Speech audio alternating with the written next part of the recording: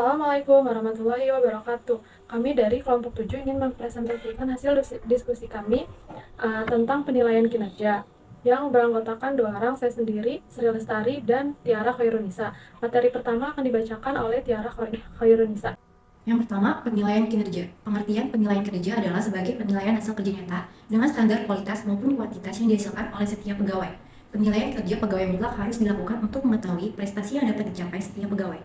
Tujuan penilaian kinerja secara umum adalah, menurut rival, tujuan penilaian kinerja secara umum untuk yang pertama, meninjau ulang kinerja masa lalu, memperoleh data yang pasti, dan memeriksa kemampuan organisasi.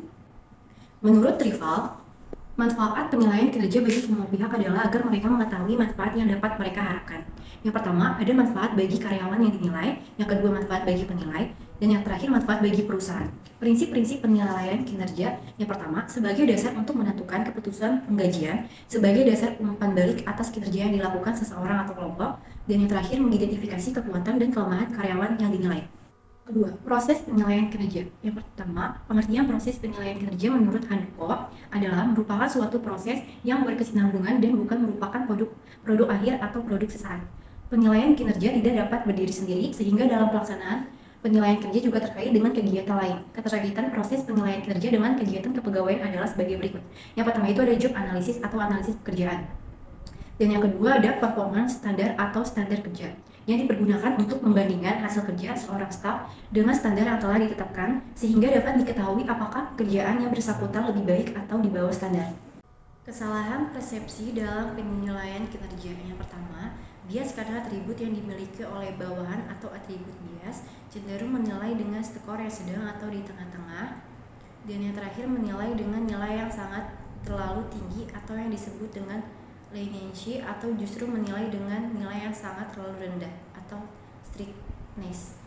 Pejabat penilai kinerja. Menurut Matis dan Jackson tahun 2006 halaman 387, penilaian kinerja dapat dilakukan oleh siapapun yang mengetahui dengan baik kinerja dari karyawan secara individual. Kemungkinannya adalah, pertama, para supervisor yang menilai karyawan. Penilaian secara tradisional atas karyawan oleh supervisor didasarkan pada asumsi bahwa supervisor langsung adalah orang yang paling memenuhi syarat untuk mengevaluasi kinerja karyawan secara realistis dan adil. Yang kedua, para karyawan yang menilai atasan mereka. Sejumlah organisasi di masa sekarang meminta para karyawan atau anggota kelompok untuk memberi nilai pada kinerja supervisor dan manajer. Yang ketiga, ada anggota tim yang menilai sesamanya. Penggunaan rekan kerja dan anggota tim sebagai penilai adalah jenis penilaian lainnya yang berpotensi baik untuk membantu ataupun sebaliknya.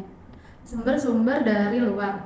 Penilaian juga dapat dilakukan oleh orang-orang atau penilai dari luar yang dapat diundang untuk melakukan tinjauan kinerja. Karyawan menilai diri sendiri. Menilai diri sendiri dapat ditetapkan dalam situasi-situasi tertentu sebagai alat pengembangan diri. Hal ini dapat memaksakan para karyawan untuk memikirkan mengenai kekuatan dan kelemahan mereka dan menetapkan tujuan untuk peningkatan. Karyawan dan multisumber atau umpan balik 360 derajat. Dalam umpan balik multisumber, manajer tidak lagi menjadi sumber tunggal dari informasi penilaian kinerja. Selanjutnya ada unsur-unsur yang dinilai dalam penilaian pelaksanaan pekerjaan. Berdasarkan peraturan pemerintah nomor 10 tahun 1979, unsur-unsur yang dinilai dalam penilaian pelaksanaan pekerjaan adalah, yang pertama, tanggung jawab. Tanggung jawab adalah kesanggupan seseorang pegawai menyelesaikan pekerjaan yang diserahkan kepadanya dengan sebaik-baiknya dan tepat waktunya.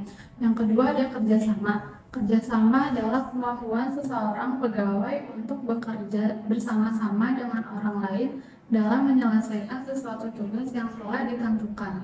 Yang ketiga ada kejujuran. Penilaian menilai kejujuran dalam melaksanakan tugas-tugasnya, memenuhi perjanjian baik bagi dirinya sendiri maupun terhadap orang lain. Selanjutnya ada tata cara penilaian pelaksanaan pekerjaan.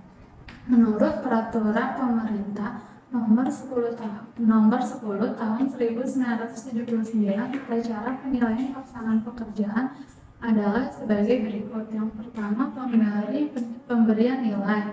Yang kedua, pedoman penilaian pelaksanaan pekerja. Yang ketiga, penyampaian daftar penilaian pelaksanaan pekerjaan. Yang keempat, pengajuan keberatan. Yang kelima, penggunaan daftar penilaian pelaksanaan pekerjaan. Sekian dari kelompok kami, kurang lebihnya mohon maaf. Wassalamualaikum warahmatullahi wabarakatuh.